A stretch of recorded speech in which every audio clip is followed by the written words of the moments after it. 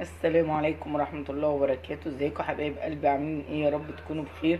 اللهم صل وسلم وبارك على سيدنا ومولانا محمد صلى الله عليه وسلم. النهارده كده عندنا لحمة مسلوقة بقى لها يومين، فمحدش عايز ياكلها، فاحنا مش هنرميها عشان الحاجة غليت حرام. فهندلعها كده ونعمل لها خلطة كده حلوة، يا رب تعجبكم لو عملتوها. فنبتدي كده المكونات. بسم الله. معانا بصلتين كده كبار متقطعين اهو جوانح، وقرنين فلفل، والفلفل حسب الرغبة، اللي يحب حامي ويحبه كتير براحته.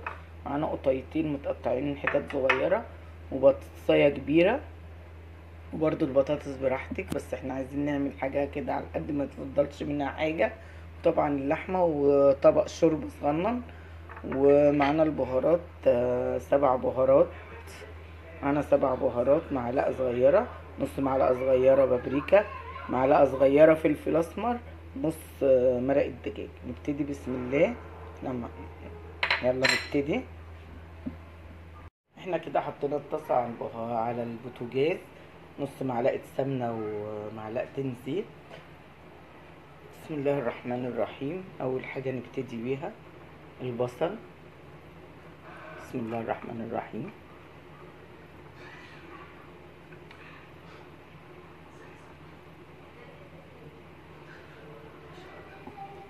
البصل يدبل معانا ونرجع لكم تاني.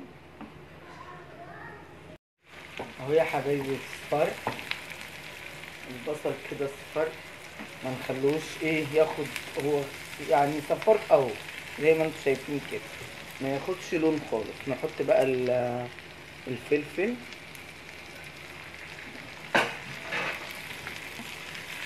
الفلفل يتقلب تقلبتين كده، تقلبتين اتنين، عشان الفلفل ما يتقليش مع الاكل.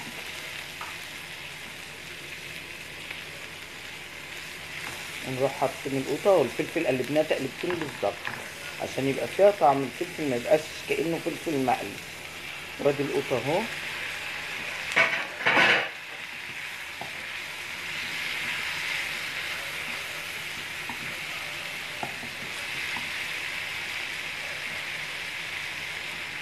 وبعدين بقى نروح حاطين مرقه الدجاج والبهارات والملح.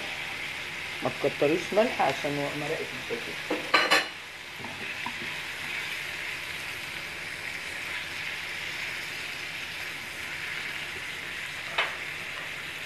وبعدين احط البطاطس بتاعتي. والكميه دي يا جماعه على حسب كميه اللحمه. انت عندك لحمه كتير، زودي الكميه براحتك. كده قلبناهم تقلبتين. نروح حاطين بقى الشوربه، فيستووا كده يعني يستووا، يبقى ناقص يدخلوا بس الشوايه، عشان اللحمه مسلوقه، ما ينفعش تتاخد من اول ما سوا دول، عشان كده هتتهري. فدول نغطيها بقى، واول ما تستوي يا حبايبي هقول لكم نعمل ايه. كده يا حبايبي خلصنا اهي، تعتبر استوت، يعني سنه بسيطه كده، سيكه كده، وتدخل الفرن. خلينا يعني حاجه بسيطه كده وتستوي، عشان تدخل الفرن وتحمر طبعا. نجيب بقى صينيه كده اللي احنا هنحط فيها، ونحط كده اهو نص الحاجه كده. نجيب اللحمه الجميله بتاعتنا دي، نروح رصينها كده. عايزين تاكلوها بعيش كلوها، عايزين تاكلوها بالرز، احنا هنعمل جنبها شويه رز، واحط الباقي كده عليها اهو، واسويها بقى كده.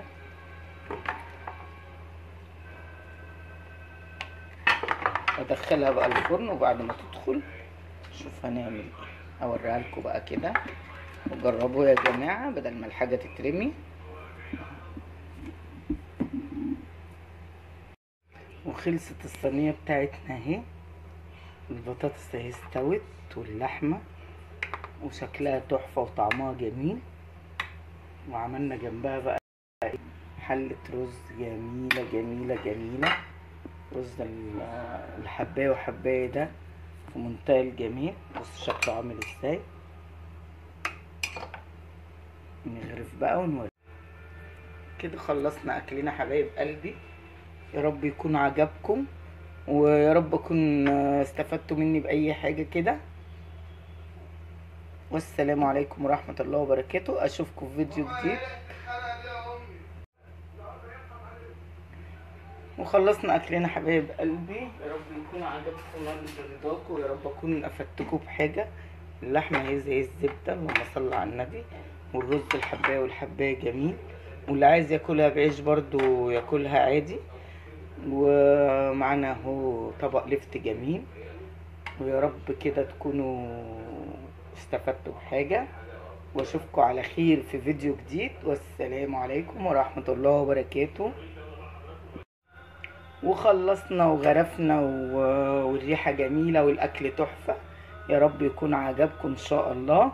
واللحمة هي زبدة ولا كأنها كانت مسلوقة ولا حاجة. بصوا، والبطاطس جميلة والرز. واشوفكم في فيديو جديد على خير. والسلام عليكم ورحمة الله وبركاته.